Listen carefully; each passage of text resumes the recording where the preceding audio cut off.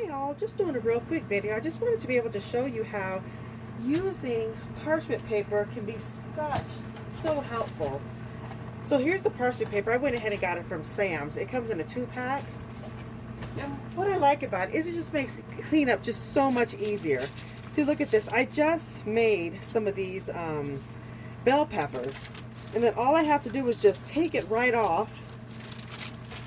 And look at that. It can hold it perfectly, and I can go ahead and transfer it. And then look at this.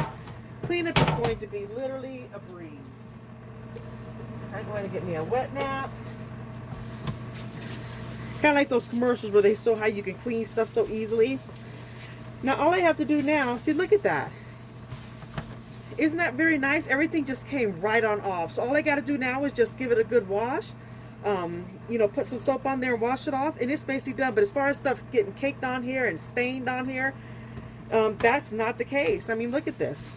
That is wonderful. So just wanted to do a quick video and show you just how wonderful it is to be able to have parchment paper to make your cleanup so much easier.